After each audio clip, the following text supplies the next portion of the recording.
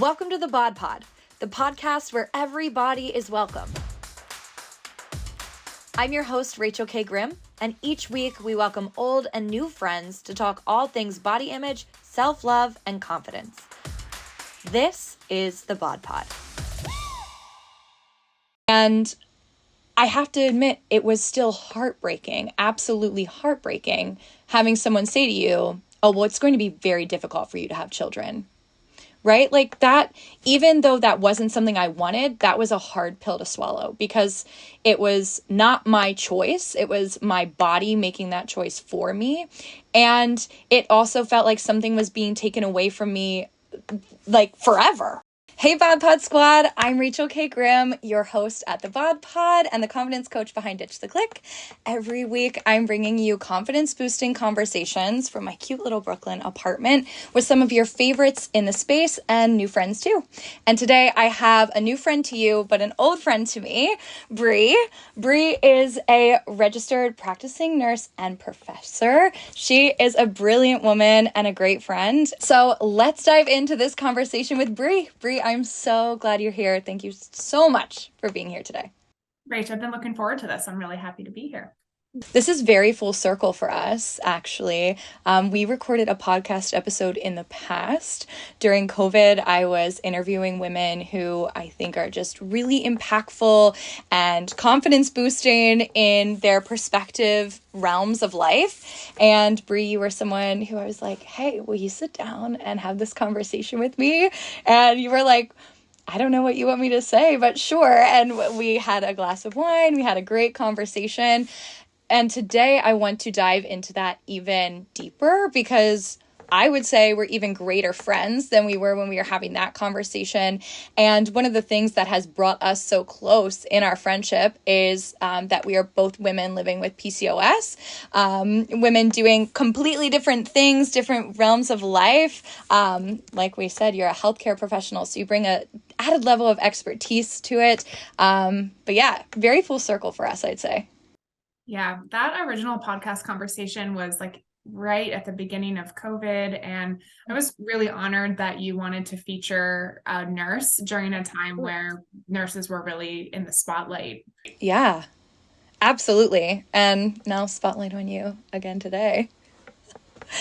When I was prepping for the podcast, I was thinking about where our friendship started. And like I said, kind of blossomed over both being women living with PCOS. And so I think a lot of people listening, a lot of people in the body confidence community are familiar with PCOS, especially because we know so many women in the world are living with PCOS, but maybe, obviously I know what it is, but maybe from your health perspective, we can just get a quick little definition of what it is. So as we're referencing it in our conversation, we all know what we're talking about.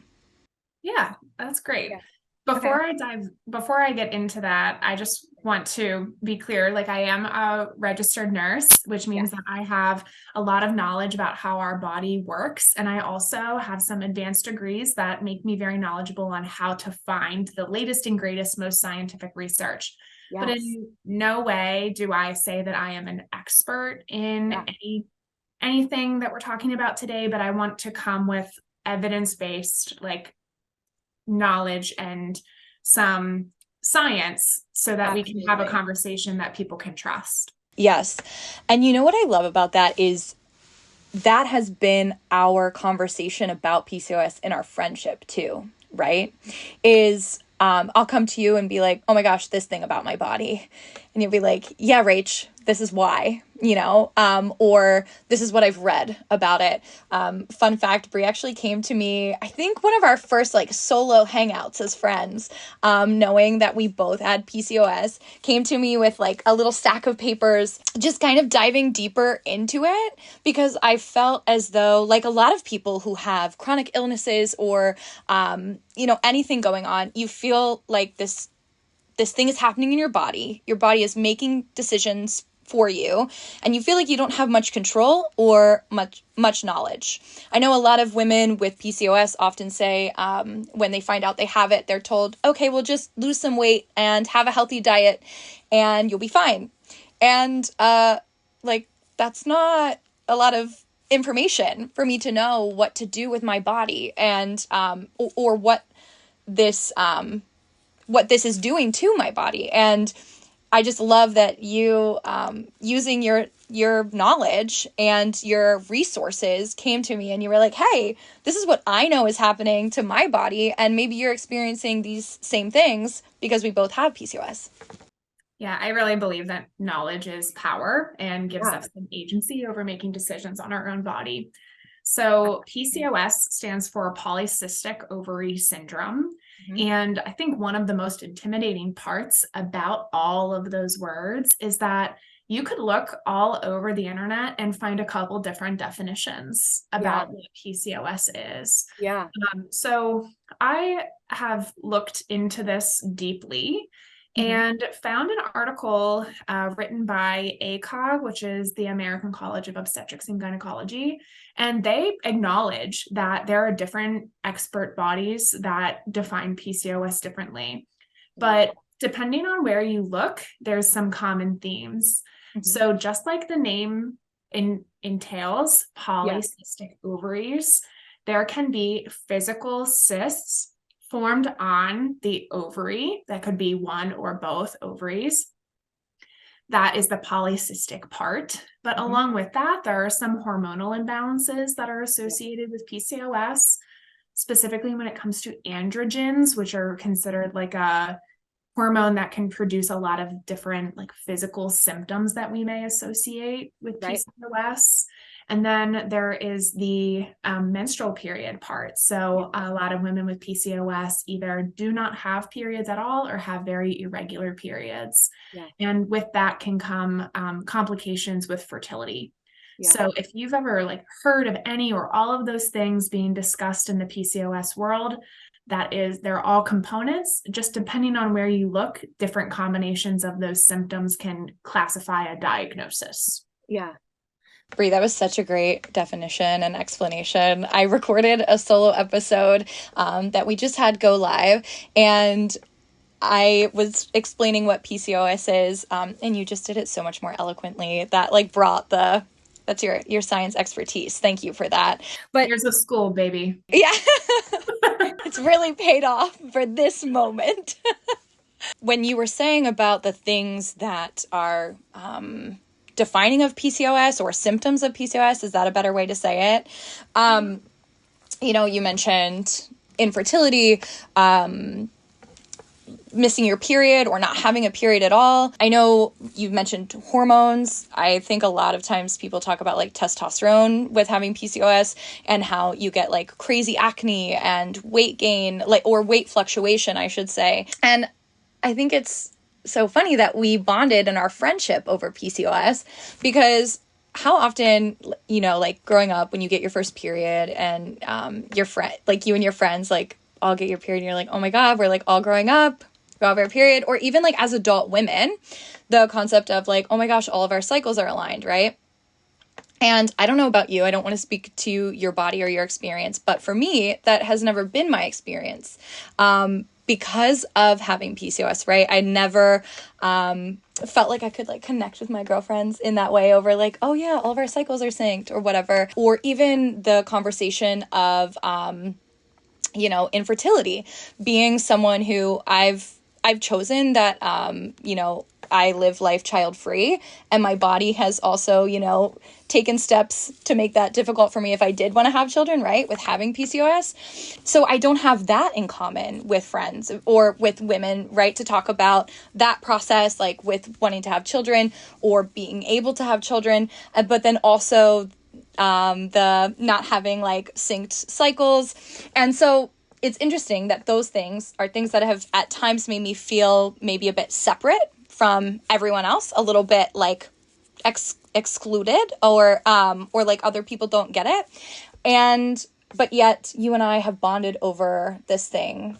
So being women who with PCOS, know it's difficult to have children or choosing not to have children, and then not having like a synced cycle with your friends, it can feel like there's this loss on this like relationship with your girlfriends, right? But I love that we have built a relationship, not that it's the only thing we build a relationship on, but that space that we feel we can just connect on at a deeper level because we know each other's experiences.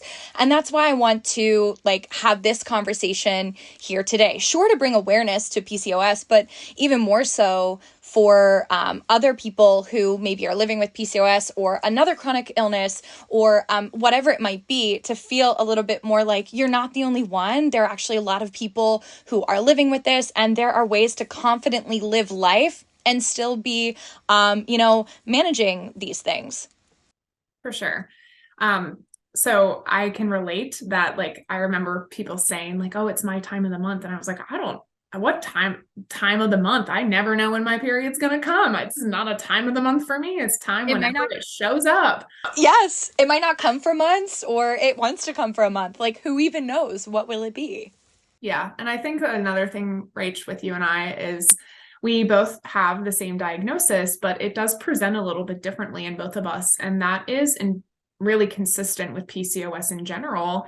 Yeah. I think that in nursing school, I was taught one particular kind of image of a PCOS patient, and that was someone that had hyperandrogenism, had maybe like male pattern hair loss, maybe that acne, thick, coarse hair growing in weird places, and issues with weight loss. But that's not necessarily the picture that's true for every single person who has PCOS.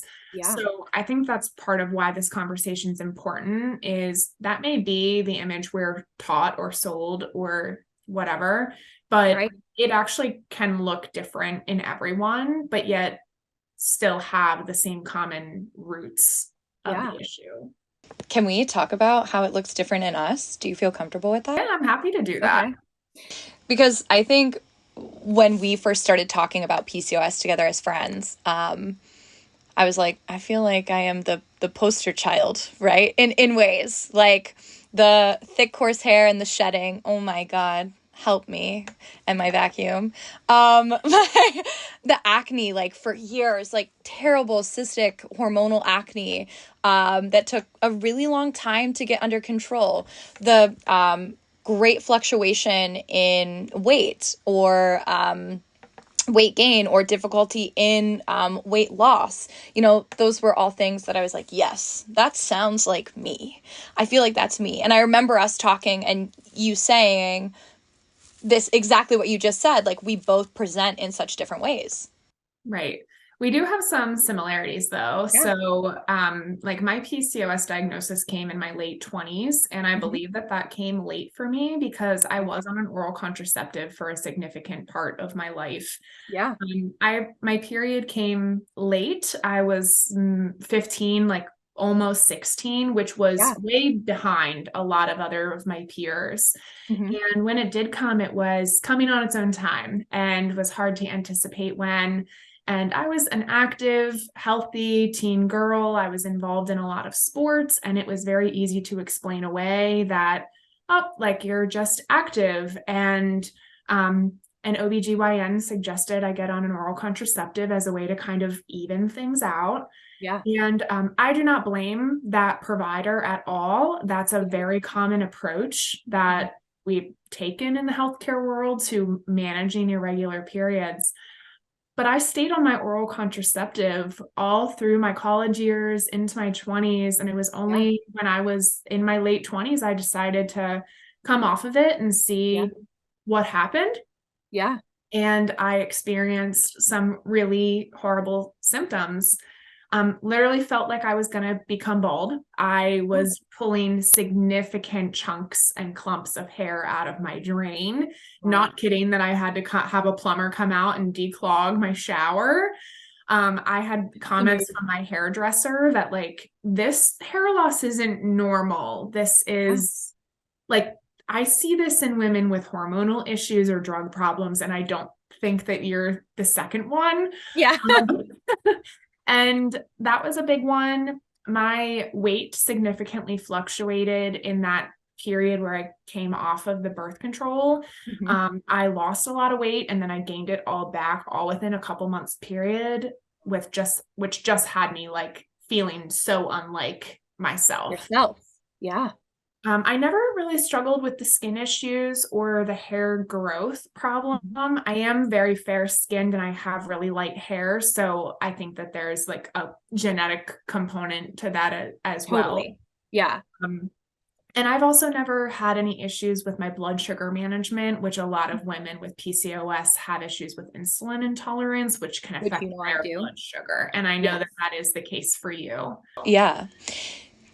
I want to touch on you saying about the comments from your hairdresser, but then also, you talking about your provider and suggesting birth control, or contraceptives, I guess is probably the technical term. When oral contraceptive. Oral contraceptive. Okay. Because similarly, same thing. I think I was put on the pill very young. And then once coming off of it is when I was really able to figure out what was going on with my body. I knew there wasn't something right, but that was when I was figuring that out. And of course, then even after finding out that I had PCOS, what was recommended to me was the pill again. And I think a lot of people, or a lot of talk in the PCOS realm, is that like going down that path. And I know that there are a lot of people who don't want to do that. And so I think it's really nice to hear from someone who literally is in the health space to say, like, that was the decision I made. I don't want to be on that. But I also want to touch on here what you said about your hairdresser. How you can leave your doctor and your doctor can say, okay, well, take this medication, or try going on the pill, or try to lose weight and eat this way, whatever. And you can try all those things, but you're still living with the symptoms or the repercussions of having this, right? I can't imagine how you felt in the moment that your hairdresser said to you, you're losing hair like someone who has a hormonal imbalance or someone who is on drugs, right? Like, that had to be a little bit alarming, and also can be a total jab to your confidence, right? Because this thing that you don't have control over can just kind of knock you down so quickly, because what do you do about it, It affected me extra as well because I am a healthcare provider. And so sometimes I put pressure that, like, I should have caught this. I should have known these things. And for my hairdresser, who I have so much admiration for, we shared this hairdresser for a long period of time. Amazing. Like, I was like, oh man, like, everyone else is noticing this too. And it also, though, was the push for me to get some testing done. She made a comment around the time where I had not had a period for over 2 months. Wow. And I had ruled out any other reason for that. And I approached my, OBGYN and talked about my issues with my period, but I also talked about that comment my hairdresser made. And that's what ultimately led me to get some blood work done, which confirmed my diagnosis. Which, props to her, our hairdresser. Shout out to Holly. Shout out Holly. We love her. Miss you. Shout out to her for having like the courage to even say that to you and bring that up to you, because just as, we're working here to have conversations that like bring awareness to things and make us more confident and comfortable in having difficult conversations around things that often have been shied away from, right? Like, I don't know about you, but I didn't grow up talking like super openly to my mom, my aunts, my friends about like not having my period for months. That was kind of something that like I knew, right? And then when I decided to share it with my healthcare provider, like they knew, right? But other than that, it was like my business. And props to her for creating you a safe space and to kindly say like, hey, something is off. Like, I really love to celebrate people who create comfortable spaces like that. And her telling me that she was giving me a gift. And she was confirming, some observations that I had made over time, but quickly dismissed or excused away for other reasons. I'm stressed. I'm probably using the wrong shampoo. I get my hair like lightened all the time. It's probably from that. I'm using the wrong brush. I mean, I could give you every reason that I was like dismissing my symptoms away. And so she really gave me a gift by validating that this wasn't normal and gave me the push to move on and get more info. I love how you said that. Like, she gave you the gift to do that, because sometimes that's all we need. Is we need someone in our lives to give us the gift to accept what is going on. Sure, in regards to PCOS, but in so many other avenues of life, sometimes we just need someone else to like be our cheerleader or to like open up the conversation. You know, this BodCon 2023 is on the horizon, happening March 5th. Currently have early bird tickets on sale. If you haven't grabbed one yet, now's the time. The BodCon and the BodPod, you know, working to create a space of giving that opportunity to feel comfortable and feel like you're not the only one. And like you said, that is such a gift. And I know us being able to have the conversation about it in our friendship is such a gift too. Like, how many girlfriends get to say that, right? Like, I feel, though it's not something I would wish on you, like, I'm so happy for me that we get to like go through this together and be able to have conversations about it together and feel seen. Like, that is, to me, that is a gift, to be able to feel like even more comfortable and confident in my body. Yeah, I feel the same way. We're really making a lot of strides in talking more about women's health issues, and it always feels better to kind of have a buddy in Yeah. that, someone else that you can relate to. And you've been that person for me when it comes to PCOS. Girl, of course.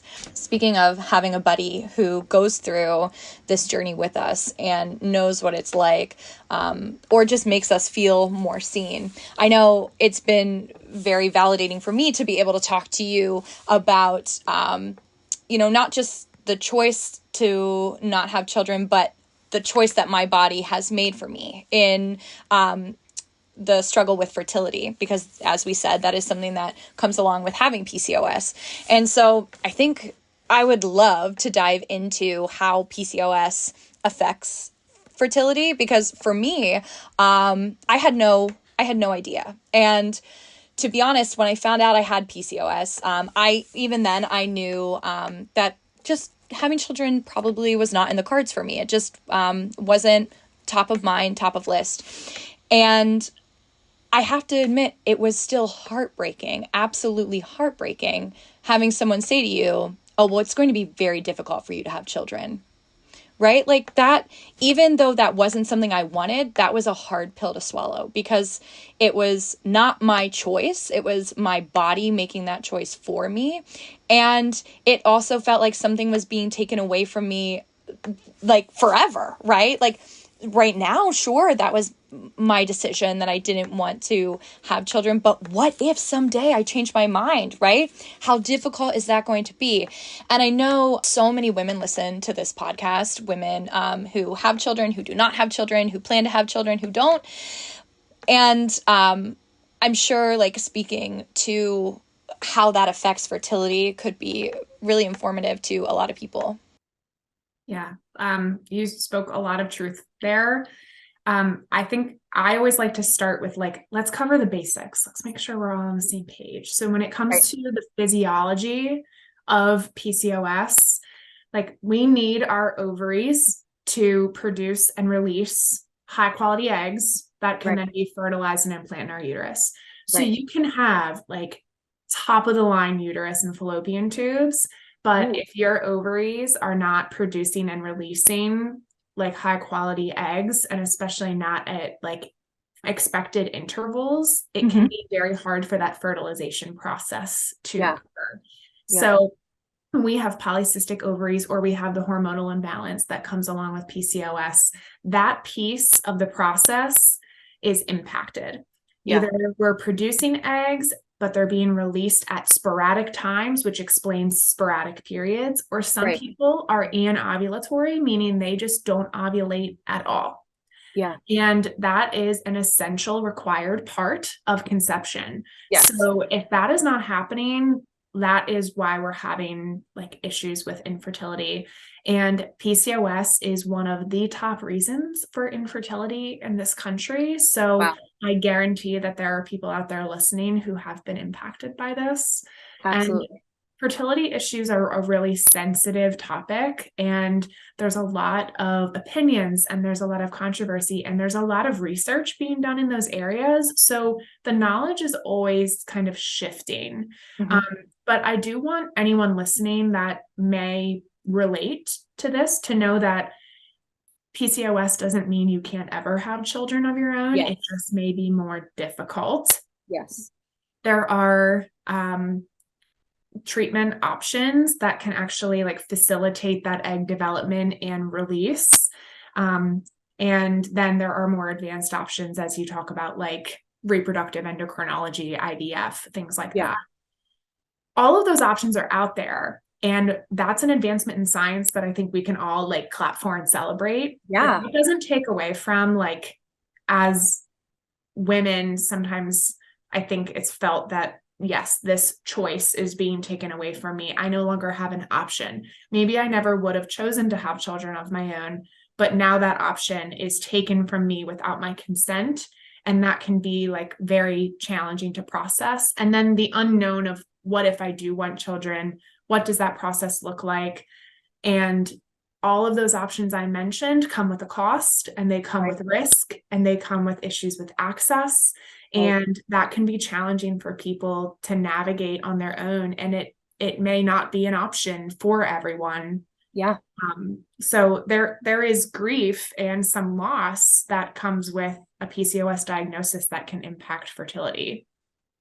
Oh, Bree, saying grief and loss, that is such, I'm really glad you went there with it, because that is exactly what it feels like, having to process through that loss. And I know that was truly somewhere that you and I like linked in our friendship, was feeling that grief. And one of the interesting things about grief, like you said, about PCOS too, is it's not something that people can often like see, and you don't know it's coming, right? And then suddenly you have this diagnosis and you're like, oh my gosh, what?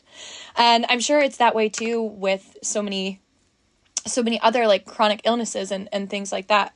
But from, my experience, our experience, being able to have that conversation together was really powerful, to be like, okay, someone else gets it. Because how often are we asked, who are you dating? When are you getting engaged? When are you getting married? When are you having children? When are you buying a home? Like just all of the questions that we're all asked all the time. And sometimes we don't know what someone, often, I'm going to correct myself and say often, we don't know what people are going through inside and in here.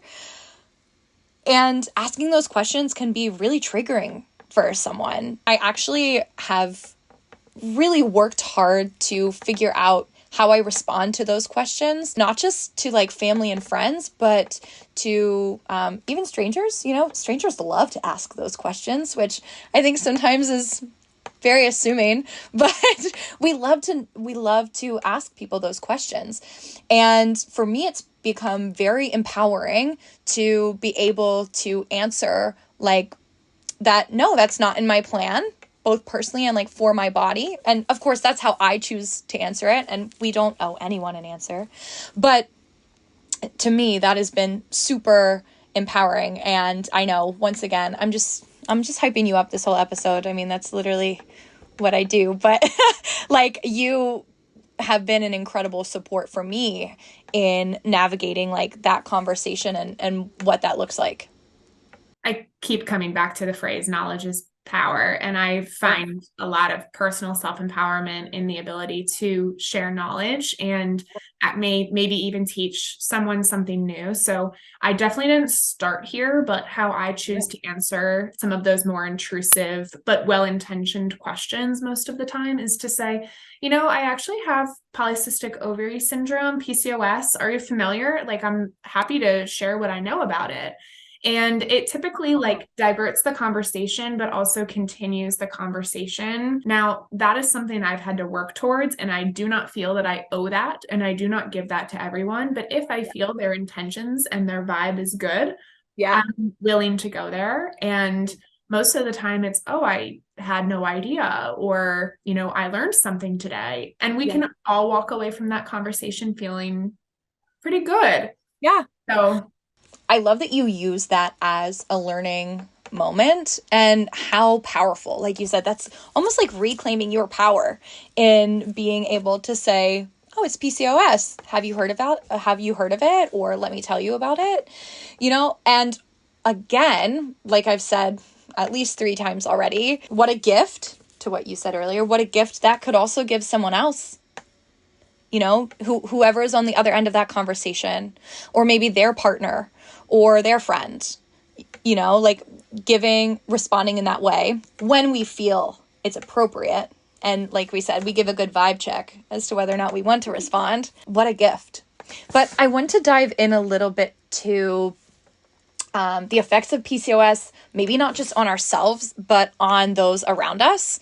So I know I speak from experience in a relationship, having to manage, one, the conversation of infertility and how that is such a difficult one. Again, like I have known for a long time that is not something that I wanted for myself. But again, still, when that option is taken away, like we said, that is a bigger pill to swallow than simply choosing that's not what you want.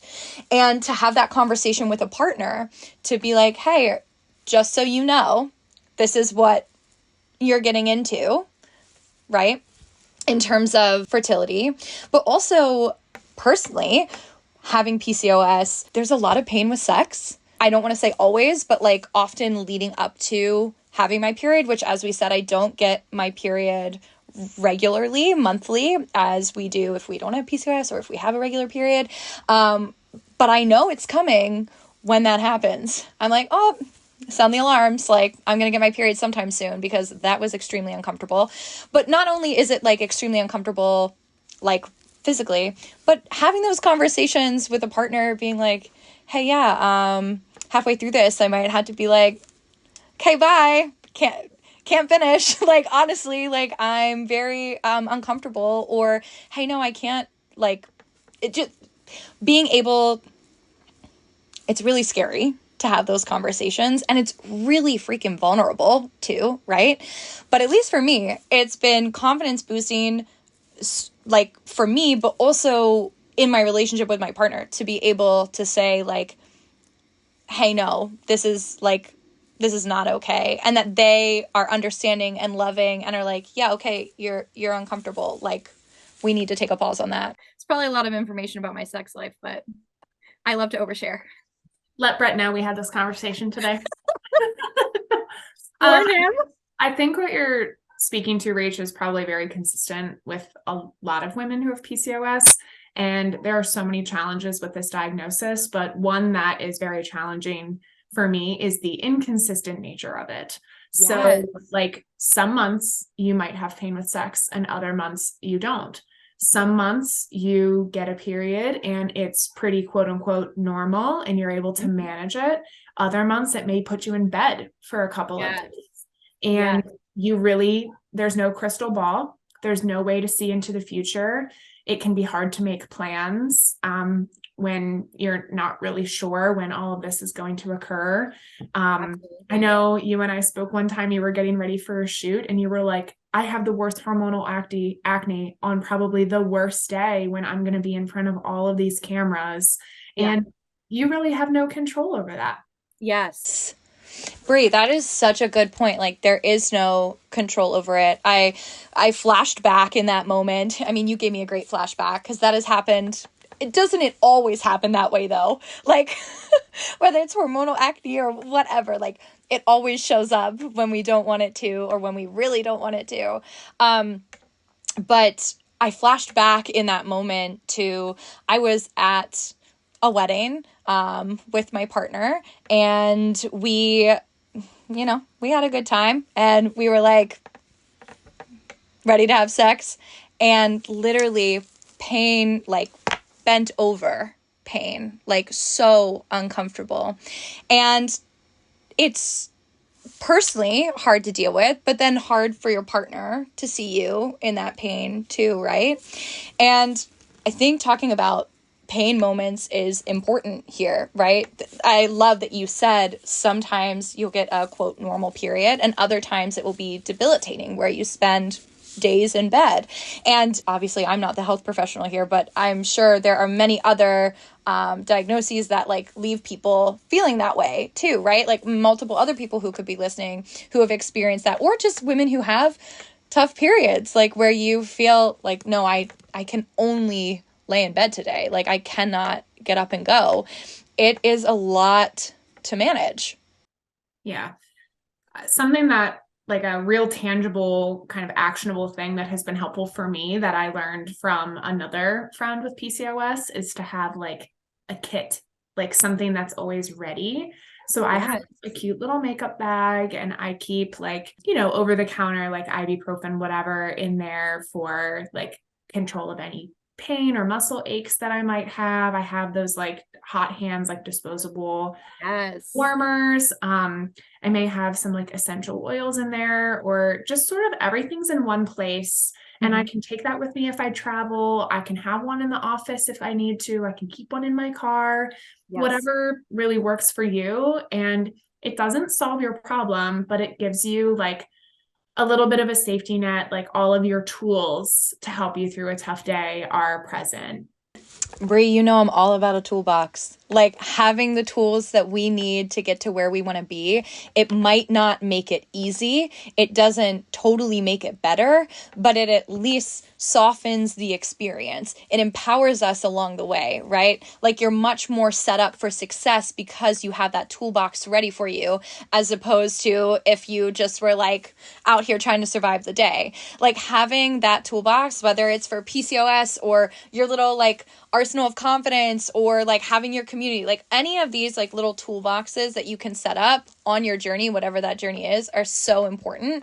But I love that hot tip for PCOS, and I'm totally going to do that now. I love the hand warmers. That's a good one. Definitely a nurse. We have a nurse in the house. Honestly, Brie, you are so right. Like anyone who listens to this podcast has heard me say time and time again, like you said, we love to repeat ourselves here. Building confidence happens as you make yourself a promise and you keep it. And then you do it again and again and again. It's practice, it's consistency, it's follow through. Like the more that you do it, the more confident you're going to feel. And if that confidence is having that conversation with your dog so that you can better like have it with people in your life, go ahead, like do it. No one's going to see you. Your dog's not going to tell anyone. Like have the conversation, like feel empowered to like show up in your life because you prepared in that way. And of course, I love the tips you gave too of looking at resources or research. I think too, there are a lot of great groups out there too, of like communities of people who are all facing the same thing, like women with PCOS, or I know there are a lot of, as you said, it's kind of case by case. But there are definitely a lot of great, like even accounts out there who talk about PCOS and just make you feel a little bit more seen and make you feel like you're not the only one. There's even an account, and I reference it only because I talked about, both the choice and the not choice of having children. There's an account called We Are Child Free on Instagram that I love to follow. And it features quotes from people who have both chosen and have not chosen, where either their bodies have made the decision for them or they have personally made the decision. And it always makes me feel a little bit more seen. So finding like resources like that are definitely a boost to the confidence. Yeah. We don't live in like our own individual silo, and there is so much to be gained from building a community.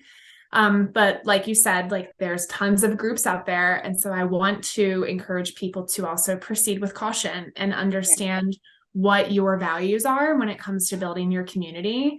I personally do not find value in like joining like PCOS related online groups. I gain more from connecting with people that I know or in person.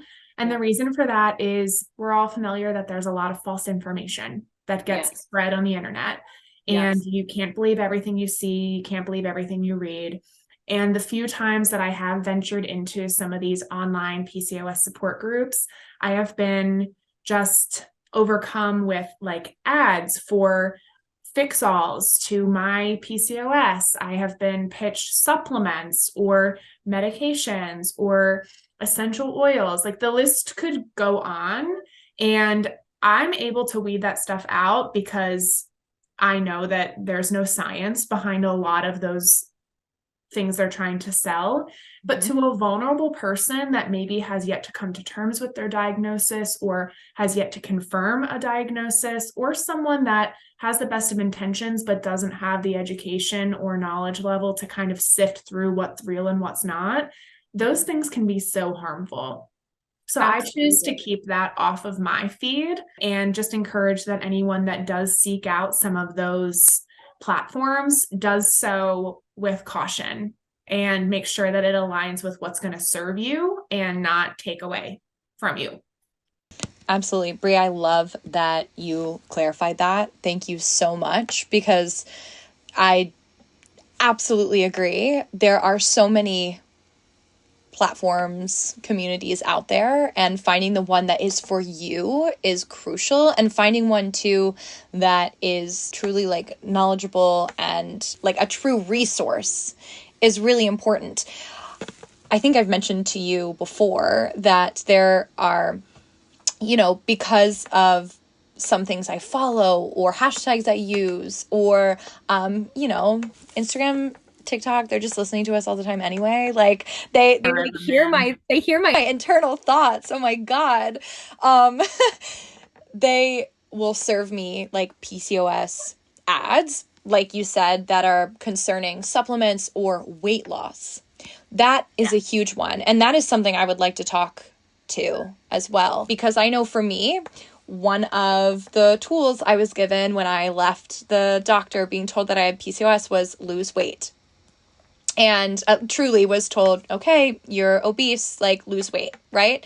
And that is triggering in so many ways. Like, and I know so many people listening can absolutely relate to that. And that really sent me on a spiral for a long time, really thinking I had to fall into PCOS like fad diets and, finding a very specific type of exercise or working out extra because it takes extra work for me to lose weight as someone with PCOS.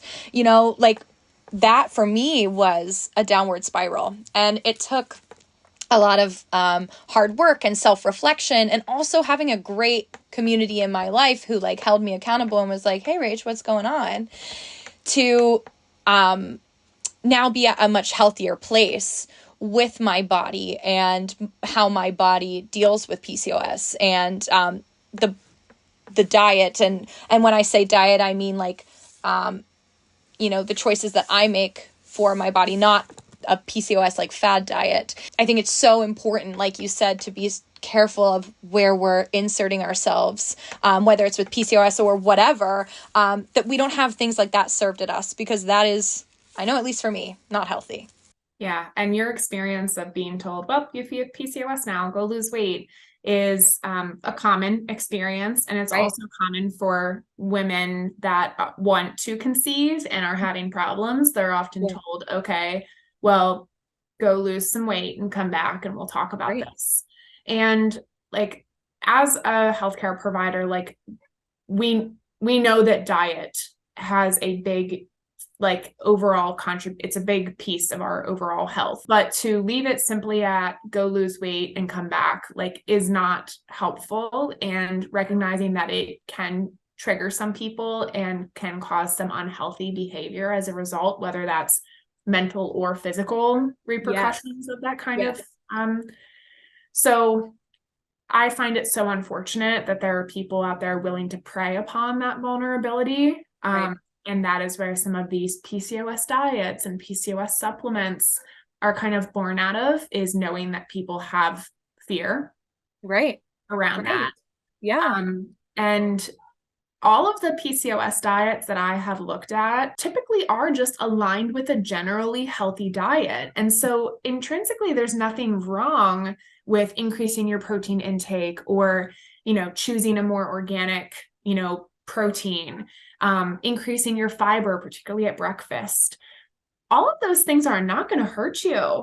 And like, there's nothing wrong if you wish to pursue a diet that is like that, but to frame it as this is going to solve all your problems is so damaging. Yes. And I really want to be clear that these are not backed by science either. And Yeah. so when you're searching for info, be aware of the people that are preying upon, your deepest insecurities and your vulnerabilities, because it's probably for a reason. Absolutely. That is such a great tip, Brie. And honestly, all of the tips and resources that you've given, I appreciate so much. Obviously, as someone with PCOS, but also just as a friend, I love, like I said, that this feels like a conversation that we would have just generally, like hanging out, talking about our bodies. And, you are always such a resource to me and giving me such knowledge. Like you said, knowledge is power. And I know I'm leaving this conversation so much more empowered about like my body and PCOS and like what what I can do. And I think so many other people are too.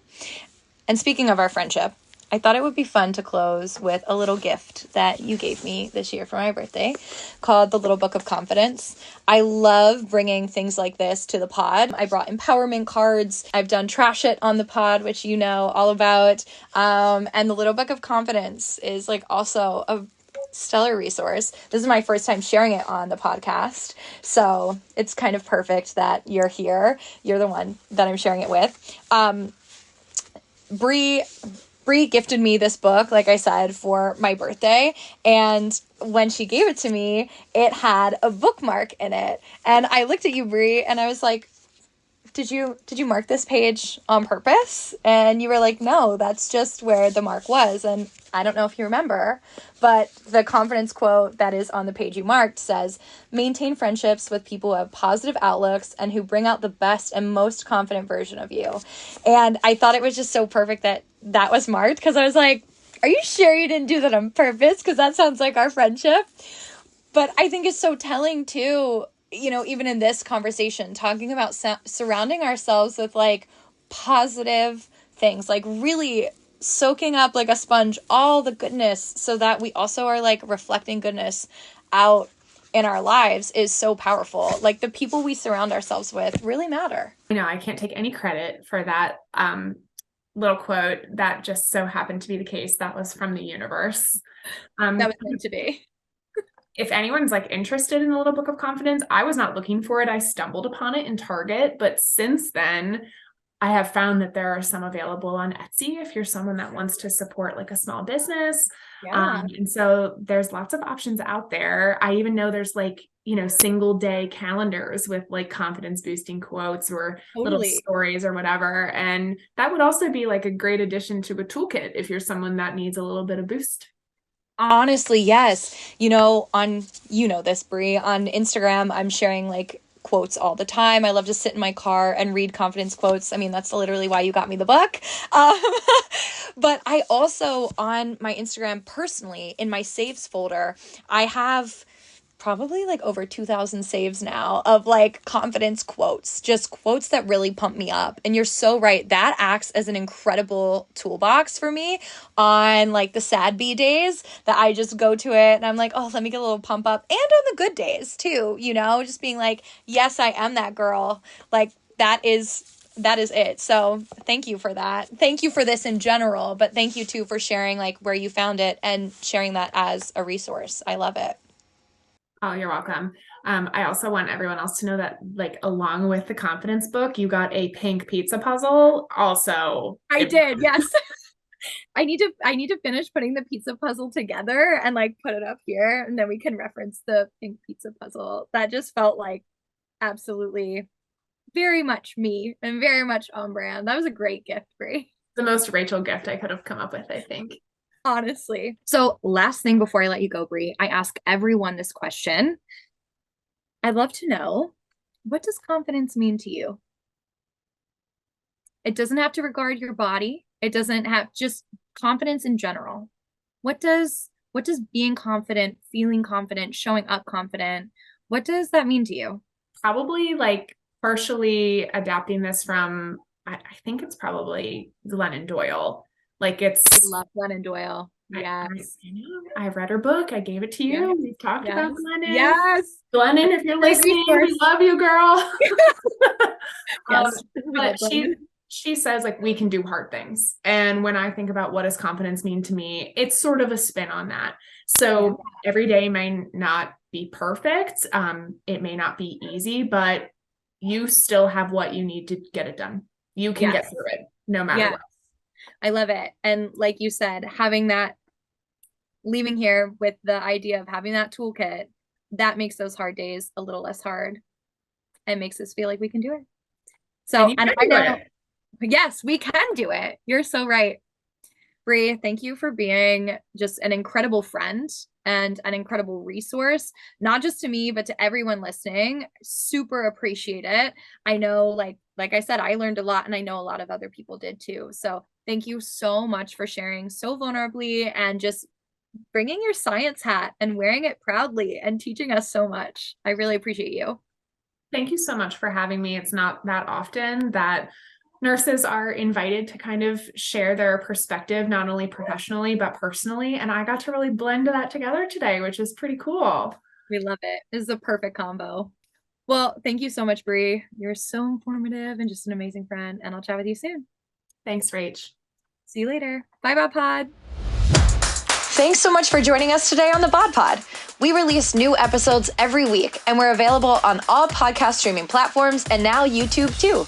Subscribe to our channels to be the first to know. Want to talk all things body confidence, enter amazing giveaways, and hear updates about the BodCon 2023? Find us on Instagram @the BodCon. My name's Rachel K. Grimm, and I'll see you next week.